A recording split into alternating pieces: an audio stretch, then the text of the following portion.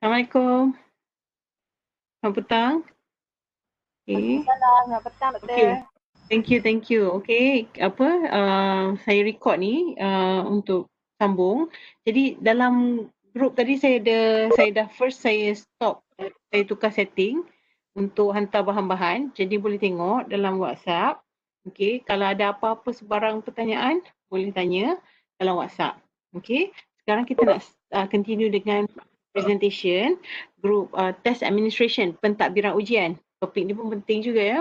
Okey, topik ni akan dipresent oleh Aina, Erika dan Syifa. Jadi I'm gonna pass the mic to them. Okay. Group test administration, the WebEx is yours.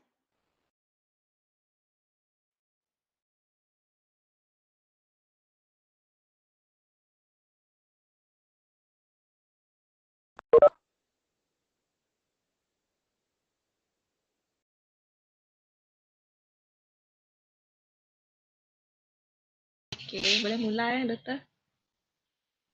Ya, Erika. Sila Erika. Okey, selamat petang. Hari ini saya, Aina dan Syifa akan membentangkan bahagian Principle of Test Administration ataupun pentadbiran ujian. Okey, Syifa, turunkan.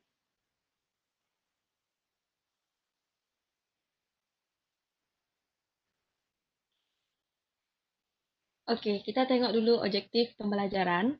Okey, yang pertama adalah menyediakan senarai semak tentang pentadbiran ujian. Kedua, menyenaraikan langkah-langkah mentadbir ujian.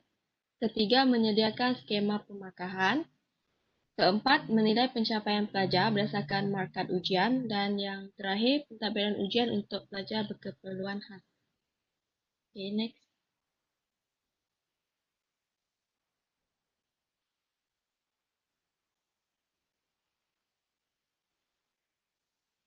Okey, apa itu mentadbir ujian? Okey, di sini saya akan berkongsi sedikit pengenalan tentang mentadbir ujian. Pentadbir ujian ialah sebahagian daripada langkah pengujian. Pentadbiran ujian dilaksanakan pada fasa terakhir langkah pengujian. Langkah-langkah dalam melaksanakan atau mentadbir ujian ini termasuklah dari aspek persediaan, melaksana dan menyelesaikan pengujian. Jadi dalam topik ini saya akan mendedahkan bagaimana ujian seharusnya ditadbir serta aspek-aspek yang perlu diberikan perhatian oleh guru atau pengawas peperiksaan dalam melaksanakan ujian yang telah dirancang. Jadi topik ni dia lebih memberi pendedahan kepada kita bila kita bertugas ditugaskan untuk menjadi pengawas peperiksaan. Okey. Next. Okey, persoalannya sekarang, bagaimana sesuatu ujian berkenaan dilaksanakan? Ujian dilaksanakan dengan tujuan untuk mengukur pencapaian seorang murid atau sekumpulan murid. Okey. Kadang-kadang kita beranggapan ujian ni adalah bermutu, tetapi sebenarnya dia gagal dalam mendapatkan maklumat yang diperlukan oleh guru atau pihak berkenaan. Ini disebabkan oleh beberapa faktor. Contoh dia adalah keadaan atau persekitaran ujian yang dijalankan secara tidak bersesuaian. Okey, ujian ini terbahagi kepada dua, iaitu ujian rujukan kriteria atau ujian rujukan norma. Setelah item digubal dengan sempurna dan menepati keperluan sesuatu matlamat atau objektif penilaian, maka langkah seterusnya ialah mentadbir ujian kepada murid-murid. Dalam usaha menjamin kebolehpercayaan sesuatu ujian, kita akan lihat kepada aspek arahan ujian, lokasi peperiksaan serta jarak kedudukan tempat duduk calon. Perlulah kita ambil kira. Sebelum calon atau murid-murid memasuki bilik peperiksaan atau sebelum ujian bermula, guru atau pengawas perlu menyemak terlebih dahulu bilangan kertas peperiksaan yang telah disediakan supaya mencukupi dengan bilangan calon atau murid-murid yang mengambil peperiksaan berkenaan. Jadi perkara pertama yang perlu diambil kira untuk menjamin kebolehpercayaan sesuatu ujian ialah arahan ujian. Seperti yang kita lihat dekat slide ni. Arahan ujian ni dapat dihuraikan berdasarkan dua aspek, iaitu arahan dalam kertas soalan sendiri dan arahan yang dilakukan oleh pengawas peperiksaan.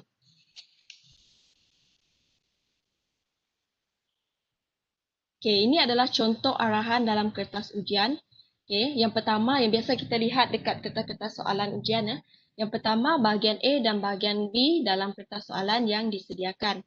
Kedua, masa peperiksaan 2 jam. 3, sila isi jawapan pada ruangan yang disediakan. Dan yang keempat, jawapan anda hendaklah tidak kurang daripada 50 patah perkataan.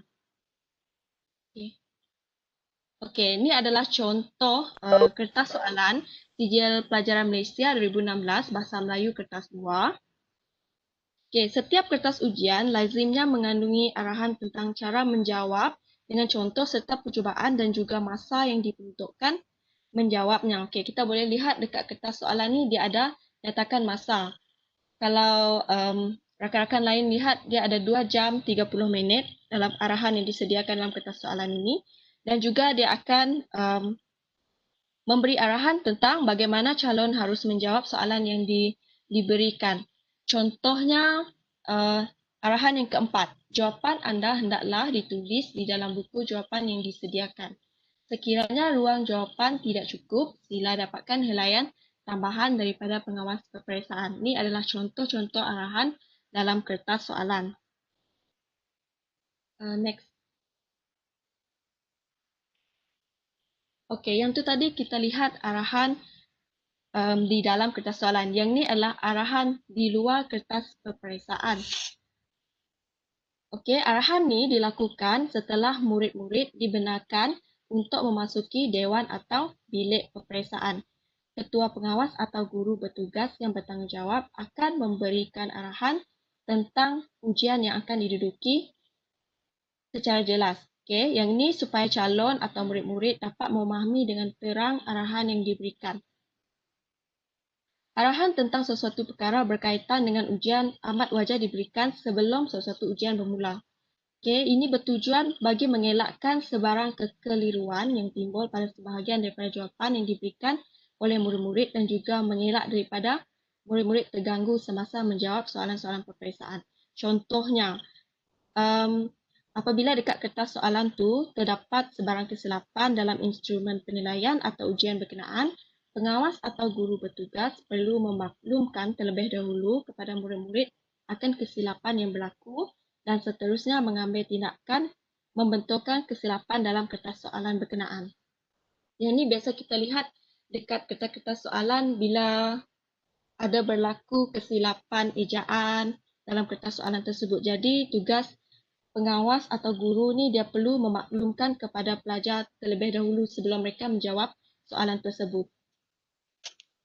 Okey, ada beberapa langkah yang kita perlu ambil untuk memberi arahan kepada calon yang menduduki peperiksaan atau ujian. Next.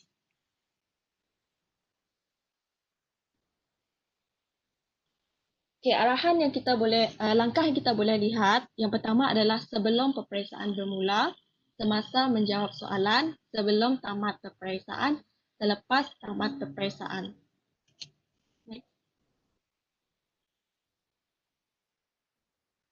Okey, sebelum peperiksaan bermula, murid-murid diarahkan untuk memasuki bilik peperiksaan dengan mengambil tempat yang telah ditetapkan. Okey, contohnya, pengawas peperiksaan tu dia akan bagi arahan.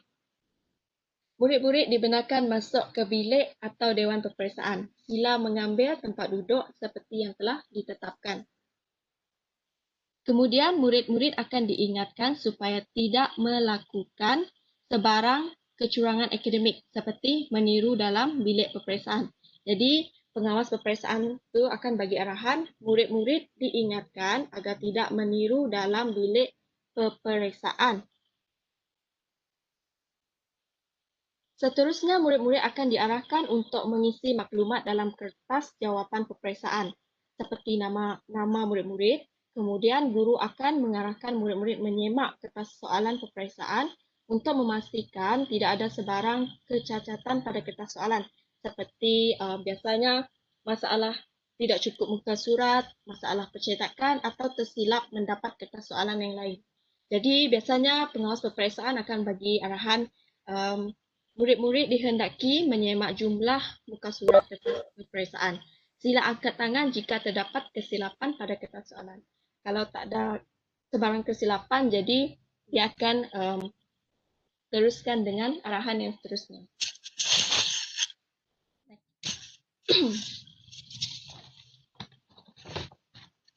Okey, ini adalah situasi pelajar yang mengambil peperiksaan sebelum mereka masuk ke dalam bilik peperiksaan. Jadi mereka akan disuruh berbaris dahulu sebelum mengambil tempat duduk dalam bilik peperiksaan.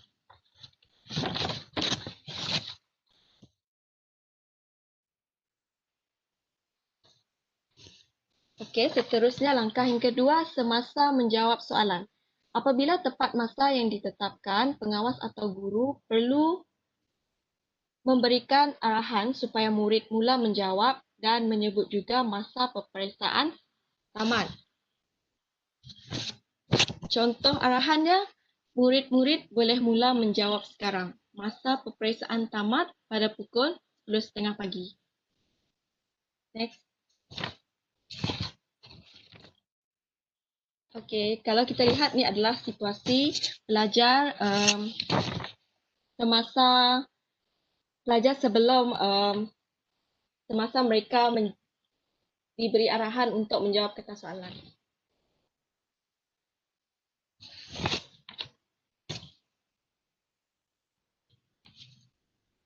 Okey, langkah seterusnya adalah sebelum tamat peperiksaan. Dalam tempoh masa peperiksaan akan tamat pada kebiasaannya 15 minit sebelum peperiksaan berakhir. Jadi, tugas guru adalah perlu mengingatkan pelajar bahawa tinggal masa tu tinggal 15 minit saja. Contoh dia, murid-murid diingatkan bahawa masa peperiksaan tinggal 15 minit sahaja lagi.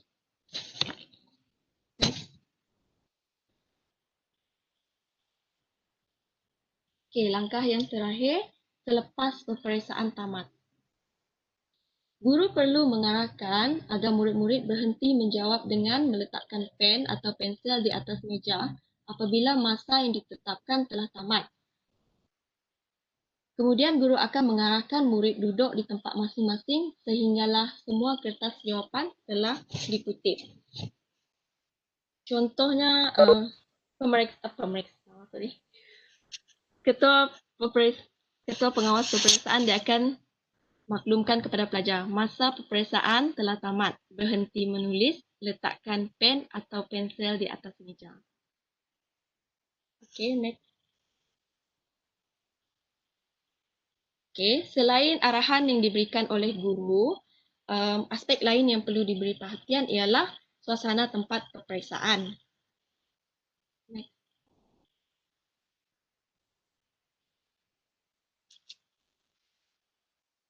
Murid-murid yang mengambil peperiksaan memerlukan tempat yang selesa. Keselesaan termasuklah dari aspek kemudahan bilik peperiksaan seperti meja dan kerusi.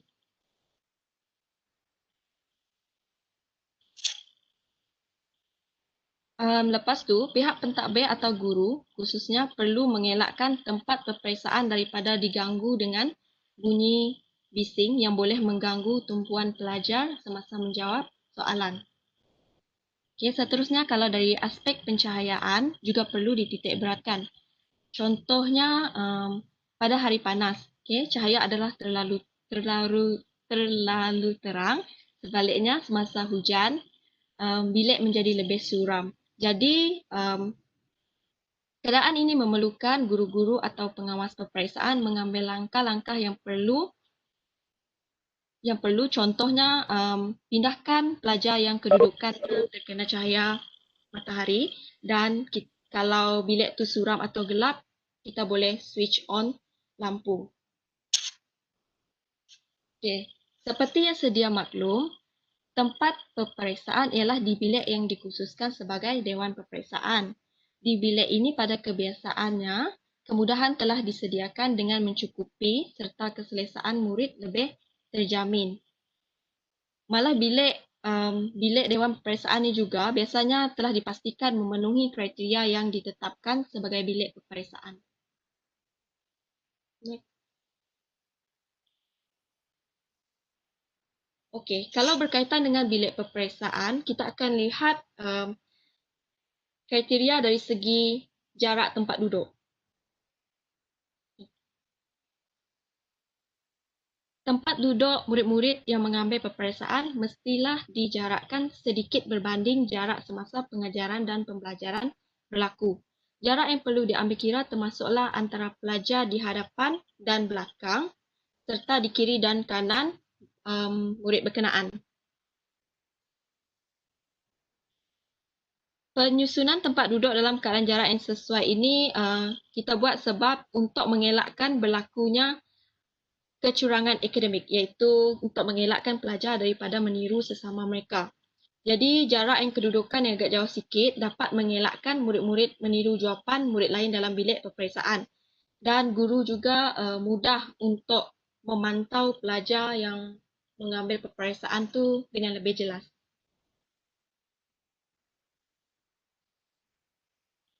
Okey, sebelum kita tengok bahagian ni, saya akan tunjukkan satu tayangan video mengenai pentadbiran ujian semasa pandemik COVID-19.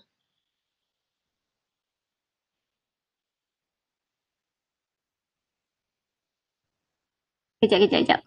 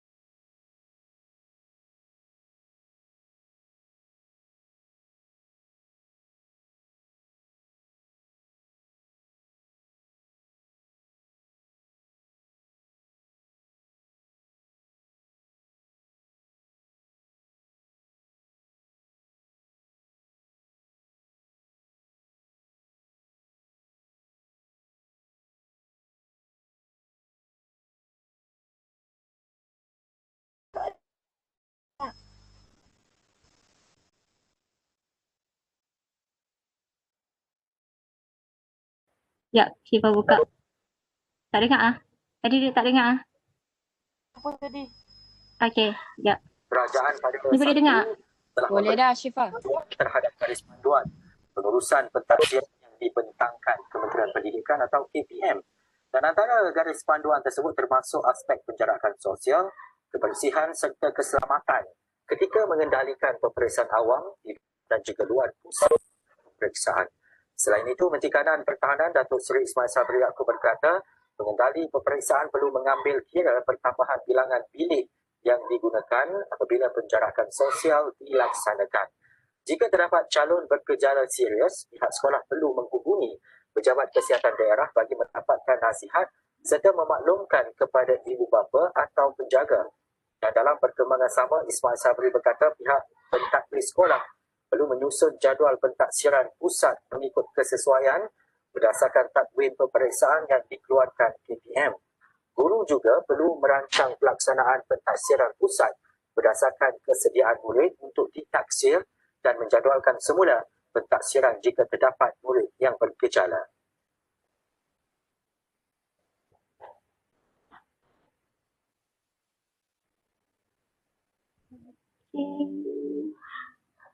Ya.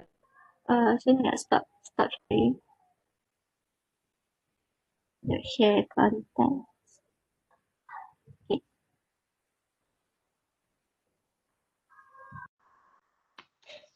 Okey, terima kasih Syifa. Okey. Okey, Okey. Okey, dari video tadi kita dapat lihat sedikit gambaran garis panduan yang perlu dipatuhi dalam pengurusan peperiksaan awam. Okey. Jadi sekarang kita tahu kan sekarang kita ni tengah mengalami pandemik COVID-19. Okay. Disebabkan kita berhadapan dengan pandemik COVID-19 ni, jadi wujudlah garis panduan yang telah ditetapkan oleh KPM, Kementerian Pendidikan Malaysia. Okay. Garis panduan ini bertujuan sebagai rujukan bagi pengurusan peperiksaan awam di Malaysia. Jadi,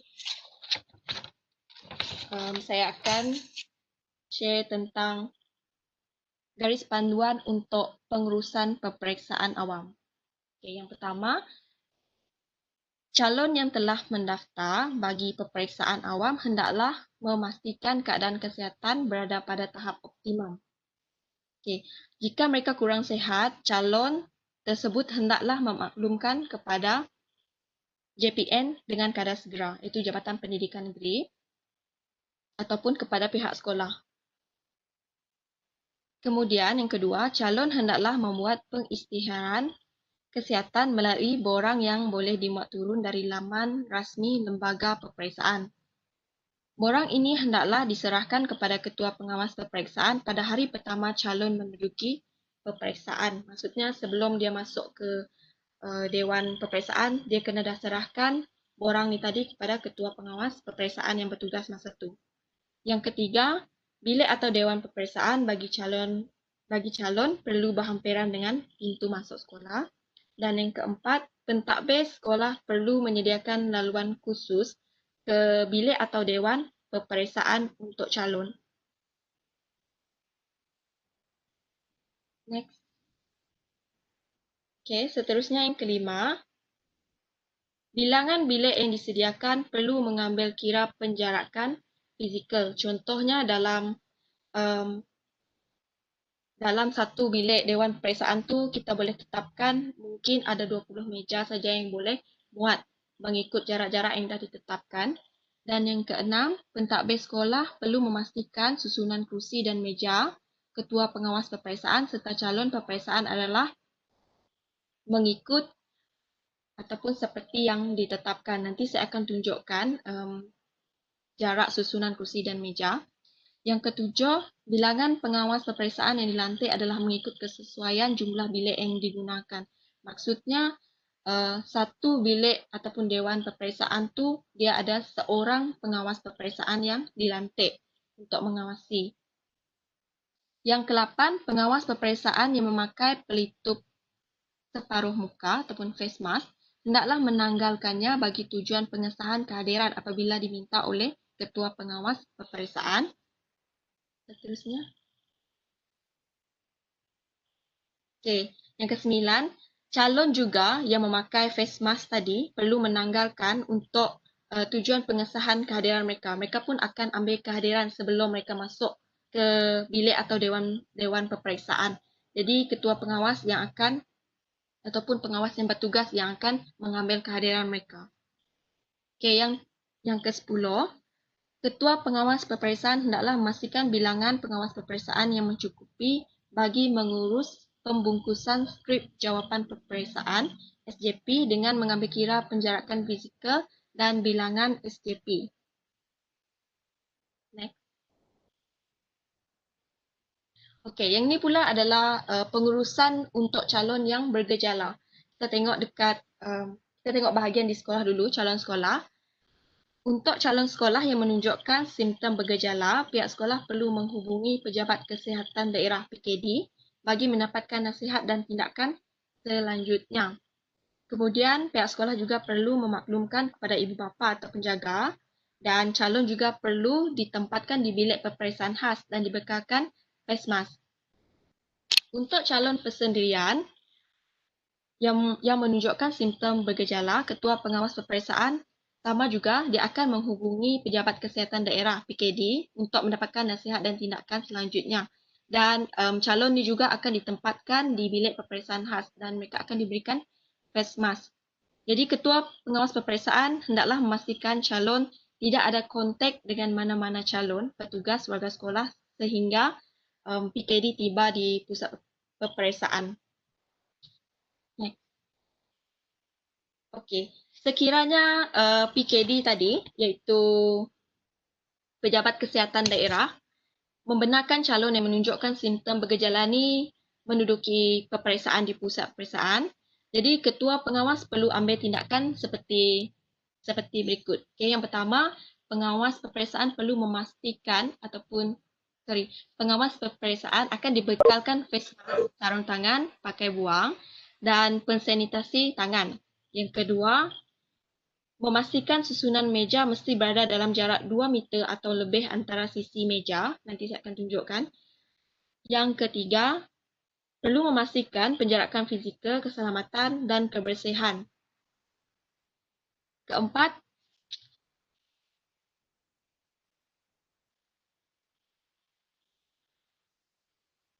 kelima, perlu memastikan SJP bagi calon yang menunjukkan simptom bergejala dimasukkan ke dalam sampul lusina yang dibekalkan dan proses sanitasi dilaksanakan sebelum dibungkus. Yang ini tadi adalah kertas soalan ataupun kertas jawapan yang telah dijawab oleh calon yang bergejala tadi. Dan yang keenam, memastikan bilik peperiksaan khas disanitasi selepas tamat sesi peperiksaan pada setiap hari. Yang ni bukan untuk calon bergejala saja. Untuk calon yang mengambil peperiksaan yang tidak bergejala pun memang bilik peperiksaan tu memang akan disanitasi sebelum dan selepas tamat sesi peperiksaan setiap hari. Okay, ni. Jadi ini adalah pelan tempat duduk pusat peperiksaan awam mengikut kesesuaian keluasan dewan atau bilik peperiksaan. Jadi kat sini kalau kita boleh lihat jarak dia adalah 1.5 meter ataupun lebih. Yang ni ikut kebesaran ataupun luas dalam bilik darjah tu. Semakin besar luas dalam bilik darjah tu, jadi kita boleh muat lagi banyaklah meja dan kerusi. Okay, next. Yang ni pula pelan tempat duduk untuk bilik peperiksaan khas. Yang ni untuk calon-calon yang bergejala tadi. Jadi jarak dia adalah 2 meter ataupun lebih. Biasanya meja atau kerusi di dalam bilik ni dia tak isi full lah. Dia cuma letak beberapa buah meja sahaja di dalam tu. Okay. Secara keseluruhan dia, ketua pengawas peperiksaan dan pengawas peperiksaan hendaklah sentiasa mengutamakan aspek penjarakan fizikal, kebersihan dan keselamatan dalam semua urusan pengendalian bahan sulit peperiksaan, khususnya semasa pandemik COVID-19. Okey, ada apa-apa soalan tak? Ada? Okey, seterusnya saya bagi Syifa untuk sambung presentation.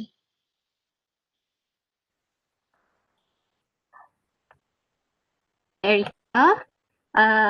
Okay, selepas kita dah tahu tentang bagaimana kedudukan meja, kedudukan markah, arahan, semua tu mesti cikgu-cikgu akan sediakan skema pemarkahan. Jadi skema pemarkahan ni juga ada dalam takbir ujian. Okay. Okay, pemeriksaan kita tengok kepada pemeriksaan kertas jawapan yang mana kita kena pastikan bentuk ujian tu bagaimana, bentuk ujian tu objektif ke, esei ke.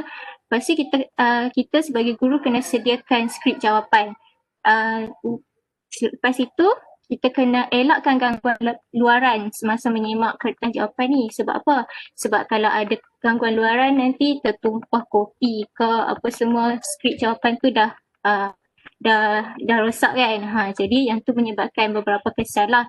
Jadi dekat sini saya simpulkan ada kesan halo iaitu kecenderungan kognitif yang mana cikgu tak boleh pilih kasih terhadap pelajar dia.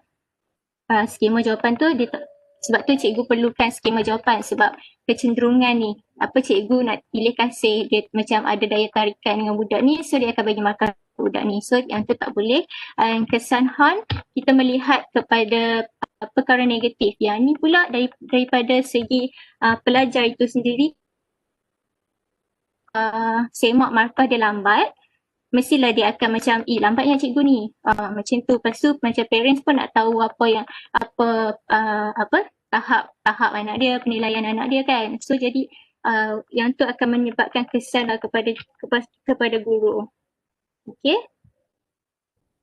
Kita pergi kepada skema pemakahan. Skema pemakahan ni ada 3 aspek penyediaan skema pemakahan. Kandungan dia mesti mencakupi aspek maklumat, pengetahuan yang berkaitan, kedua pengelolaan, aspek menggunakan aspek penggunaan bahasa lancar, tepat dan matang. Kemudian proses, aspek ketepatan, munasabah, komprehensif, konsisten, keaslian dan matang. Okey. Kemudian kita tengok ada 2 cara pemakahan iaitu secara holistik dan juga secara analitik. Nampak tak? Okey. Nampak nak? Okey. Secara pemakahan secara holistik ni dia sesuai untuk soalan yang berbentuk esei, berbentuk subjektif. Pemakahan dia diberi berdasarkan impression. Okey. Perlu baca, kita sebagai guru perlu baca keseluruhan esei, kemudian baru buat pengelasan pencapaian mengikut keluar pencapaian. Pelajar bebas memberikan jawapan. Lepas tu guru perlukan guru yang berpengalaman dan mahir dalam subjek tertentu. Okey. Skema pemakahan secara holistik ni dia punya kelebihan yang mana kita lebih cepat untuk semak markah menggunakan holistik ni. Okey, kemudian cara pemakahan analitik iaitu dia mengandungi nilai tara, isi kandungan yang lebih khusus, penentuan pemberat jawapan, banyaknya fakta, berapa banyak fakta yang budak tu yang ada dalam ujian tu. Okey, lepas tu agihan markah berdasarkan aspek seperti untuk isi, persembahan, bahasa dan fakta. Ujian ni lebih bersifat objektif. Skema yang lebih terperinci perlu mengambil masa yang lama terutama apabila calon yang ramai. Okey, analitik ni, pemakahan secara analitik ni dia lebih terperinci daripada holistik tadi sebab dia mengandungi nilai tara yang saya cakap tadi, iaitu dia tengok berapa banyak fakta ada, persembahan dia. Nanti saya tunjuk contoh dia, okey. Okey. Contoh skema pemakahan ni, okey. Sebelah ni kriteria secara holistik yang mana yang selalu kita guna, belang, baik, memuaskan, lemah. Yang ni untuk kita nilai lah budak tu markah dia macam mana kan. Tu yang ni analitik ni dia lebih terperinci. Dia ada sebutan dia, yang ni kalau ujian lisan kan, sebutan dia kena betul, baru pelajar tu dapat markah yang tinggi lah untuk capai tahap yang diperlukan. Okey, dia ada sebutan, sebutan baku, tidak ada pengaruh dialek, baru dia dapat band 5 macam tu. Yang ni lebih kepada macam exam muat ke macam tu kot. Okey, lepas tu kita pergi kepada skema pemakahan ujian lisan. Okey.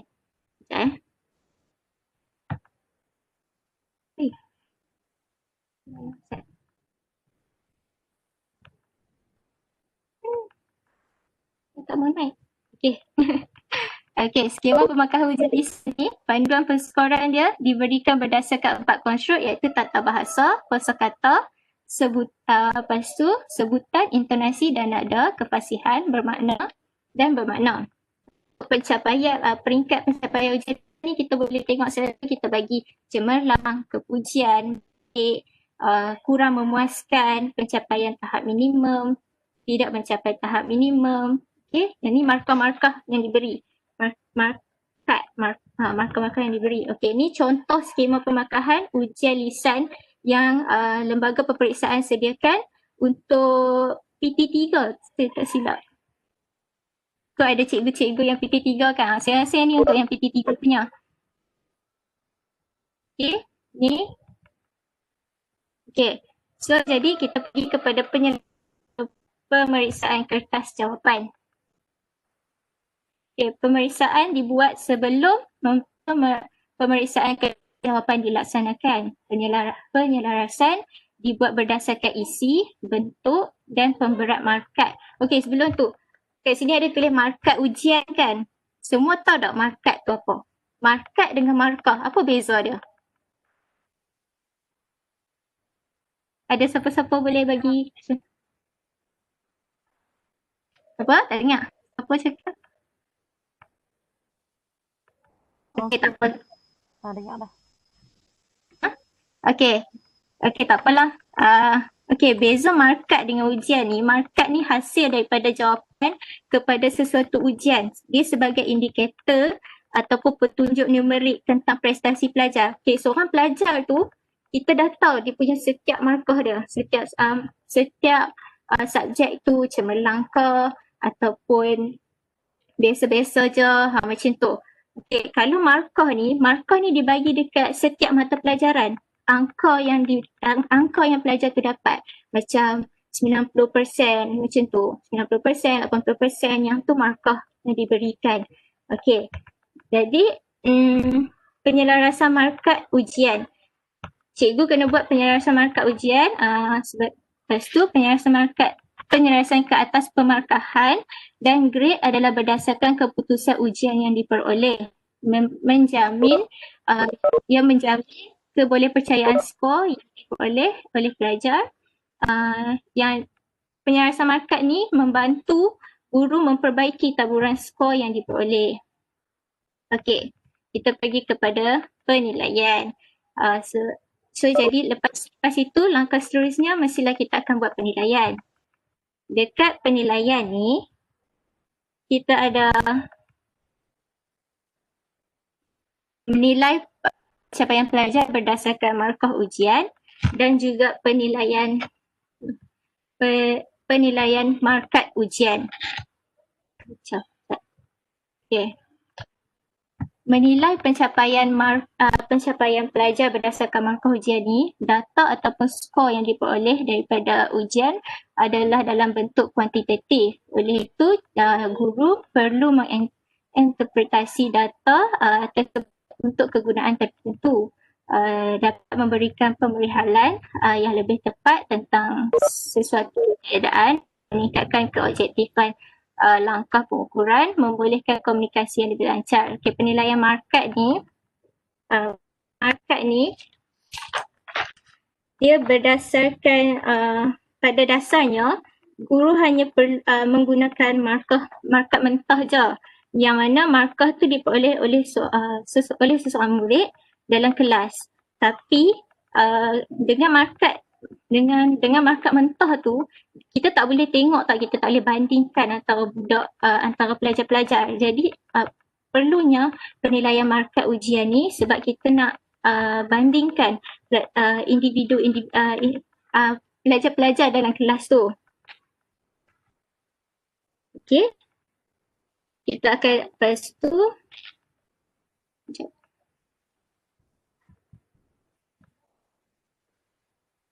okey, ni antara contoh-contoh penilaian markat ujian yang selalu digunakan, iaitu pangkatan. Rasanya nanti ada kumpulan yang akan bentangkan tentang penilaian markat ujian ni kan. Okey, saya terangkan sikit lah secara ringkas lah. Pangkatan ni meletakkan pangkat pelajar lebih mudah kerana hanya meletakkan peringkat kedudukan pelajar dari paling tinggi ke paling rendah. Contohnya nombor 1, nombor 2, nombor 3, nombor 4 macam tu lah yang tu pangkat dia. Okey, penentuan grade pula, yang ni yang kita tengok mana dekat belakang yang punya macam tu kan ada grade-grade yang diletakkan kan, A, B, C, lulus banyak mana, gagal tahap mana, yang tu penentuan grade. Okey, lepas tu pangkat ratusan ni dia macam dia satu agihan yang markat tertentu, persentase ni. Contohnya 20 persentase ke-25 ni dia akan dalam kuartal pertama. saya tak pasti yang ni. Nanti mungkin akan ada yang grup penilaian akan bincangkan. Lepas tu steadiness ni macam yang Dr. Liana pernah terangkan kat kita, iaitu standard 9 apa semua tu, macam mana nak tengok, macam mana nak cari dia kan. Okey, kat sini saya bagi contoh. Okey, ni contoh-contoh penilaian markah. Yang ni berdasarkan grade, yang first ni. Yang ni berdasarkan grade 85 hingga 100, grade A. Dapat A 70 hingga 85 ni, grade B. Okey, lepas tu steadiness ni berdasarkan pointer, peratusan pointer. Okey, lepas tu pangkatan ni pangkatan. Dia ada 1, 2, 3, berapa ramai yang dapat apa yang sama dia, sama pangkatan dia. Okey. Okey, ni yang contoh sebenar markah ujian seperti yang ni. Yang ni selalu PMR. Yang ni saya ambil yang PMR punya. Dia ada A cemerlang, B kepujian, C baik. Lepas tu dia ada untuk kerja khusus punya pula. Dia ada kod capaian dia 1 sampai 6. Okey, yang sebelah ni SPM. SPM kalau kita tengok kat belakang tu, kita ada sampai A+. A+ cemerlang tertinggi. Lepas tu dia bahagikan pula cemerlang, kepujian, lulus, gagal, semua tu. Okey, lepas tu yang ni contoh. Okey, yang ni macam ni yang nak ingat. Okey. Yang ni STPM. Yang ni STPM sebab dia ada grade, dia ada pointer dekat sini. A pointer dia berapa? A minus pointer dia berapa? Okey. B pointer dia berapa? B plus pointer dia berapa? Lepas tu yang sebelah ni MUET. Yang ni yang cakap yang tadi tu yang kita tengok dia fluent apa semua tu. MUET. Lepas tu contoh lagi. Yang ni contoh bila kita dekat tahap universiti pula. Dekat universiti pun kita ada juga takbiran ujian kan.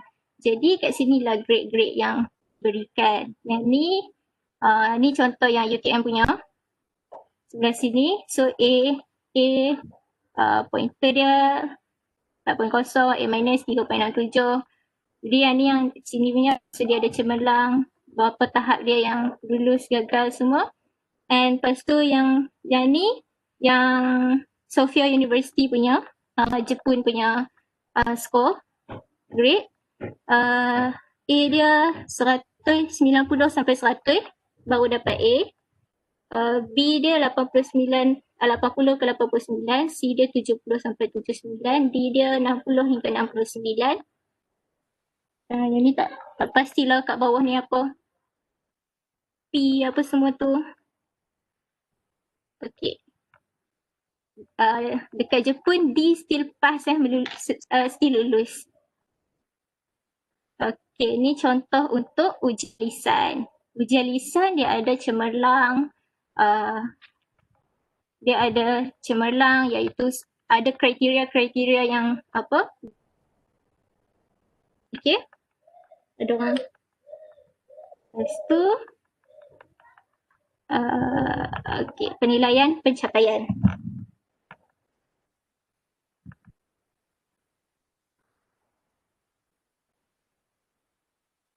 Oh, apa tu? Apa?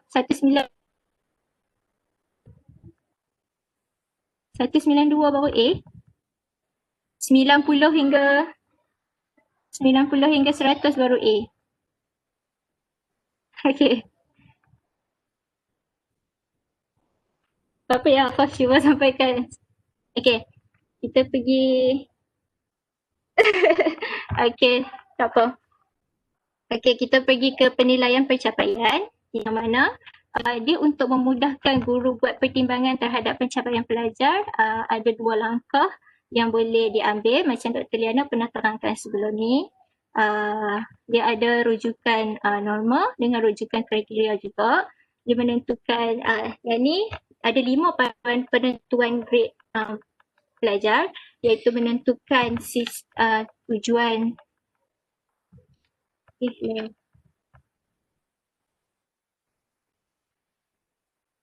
menentukan tujuan sistem penggradean sebelum menggradekan murid, menerangkan kepada murid sistem grade yang digunakan pada awal penggal atau semester pelajaran, elakkan daripada menukar cara grade semasa tugasan ataupun ujian sedang dijalankan bagi mengelakkan rasa tak puas hati dalam kalangan murid ataupun ibu bapa, memasukkan variabel atau pemboleh ubah yang sesuai kepada tugasan dalam pemberian grade, memastikan amalan menggrade pelajar adalah selaras dengan amalan peringkat pusat ataupun kebangsaan. Itu je dah. Okey, ni rujukan dengan pencapaian rujukan dengan rujukan kriteria, norma dengan kriteria ni kita dah belajar hari tu. So saya just letak je kat sini. Okey, ni penilaian pencapaian bagi pelajar yang tak hadir ujian. Okey, ini saya ambil contoh surat yang Kolej Tak Berhamid keluarkan. Dia cakap kat situ yang 2.1 tu dia cakap kepada siapa yang pelajar yang tidak hadir bersebab dan juga diberi izin oleh pengurusan sekolah, mungkin dia mewakili sekolah ataupun pelajar tu tak sihat ke apa, dia boleh untuk meminta untuk menduduki ujian semula. Di luar waktu ujian lah, untuk mengelakkan daripada dia mendapatkan markah kosong. Okey, yang satu lagi yang sebelah sini, pelajar yang memang langsung tidak hadir tanpa sebab. Jadi seperti biasa kita akan letak markah dia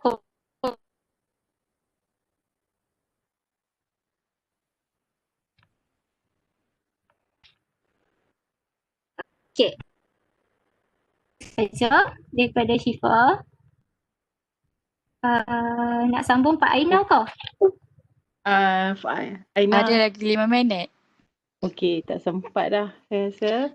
By the way, lagipun Aina punya ni sebenarnya tengah in ni sebabnya dia, by the way, yang Erika dengan Syifa cerita tu pentadbiran ujian tu, mereka masukkan juga COVID-19 dengan banyak pasal tidak hadir and everything. That is really serious issue lah sekarang ni yang kita tengah bincang banyak. Dan kalau tengok TV3 pun tak tahu sekarang ni masih ada. Tadi saya lalu kat Soal Rakyat bincang pasal pendidikan untuk murid berkeperluan khas. Okay, dan dah lah COVID, lepas tu murid berkeperluan khas lagi kan. Jadi tadi Afaf pun dah stres untuk pelajar tingkatan 5 dia. And I understand memang ramai cikgu yang stres, student okey je. Kan, kita pun tak habis syllabus lagi, I'm stressed. I don't know, ada lagi 2 minggu je lagi before kita nak habis this semester. So basically, murid berkeperluan khas ni sangat penting. Jadi kita akan try to continue ataupun yang kita buat asynchronous. Mungkin saya akan suggest beberapa suggestion kepada Aina dan Erika dengan Syifa alhamdulillah dah settle, cuma mungkin mereka still boleh bantu Aina untuk finalize maybe within sampai kita cuti di Deepavali pun. I don't know, sekarang ni dapat work from home, tak dapat apa-apa tapi dah dapat issuance from ministry kan, atau work from home lah basically, except yang di Pahang, Perlis dan Kelantan. Okey, Doktor. Ya. Doktor, kiranya yang saya punya ni tak buat this week. Macam tu. Tak buat this week Aina, ataupun ada keperluan, memang ada keperluan untuk buat this week juga sepatutnya Aina, tapi kita tak buat sekarang sebab 4 minit lagi dan I think semua dah penat bila ongoing macam ni. Dan pagi tadi pun dah, bukan pagi tadi, early tadi kita dah WhatsApp tu kan, when things happen WhatsApp kena take time. Aina, kalau Aina buat dalam video, Aina boleh ke ataupun record suara masuk dalam slides dan share semua dengan kawan-kawan, okey ke Aina? Saya nak tanyalah. Okey, kiranya buat ni voice note je lah. Wah, voice note ataupun masukkan dalam slide PowerPoint, like record audio masuk dalam slide PowerPoint.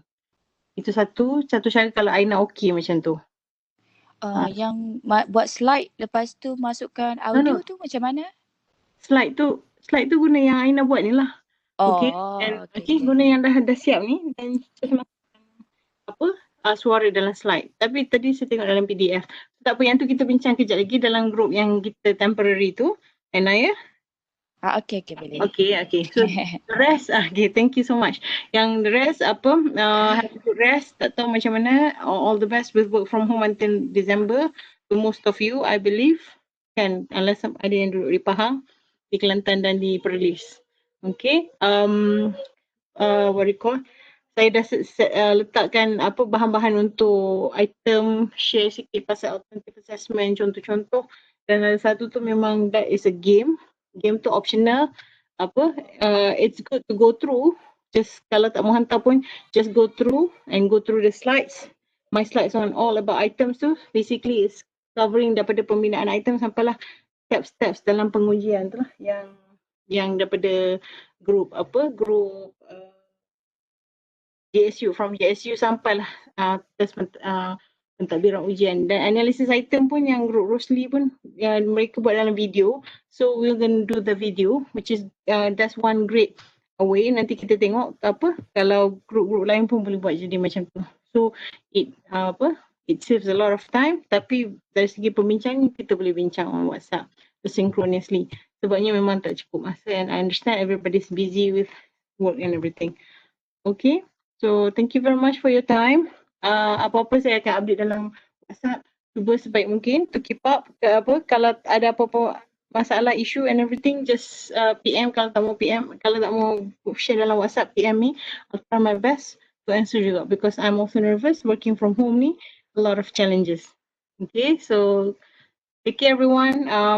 This is a wrap. Nanti Aina, I'll get back to you, and to Rosli, Raihan, Kamil, and also Afaf. Okay, I'll get back to you group too. Thank you very much. Assalamualaikum. Thank you, Doktor. Thank you everybody. Thank you, Doktor. Waalaikumsalam. Waalaikumsalam, Doktor. Ada ya, Mas.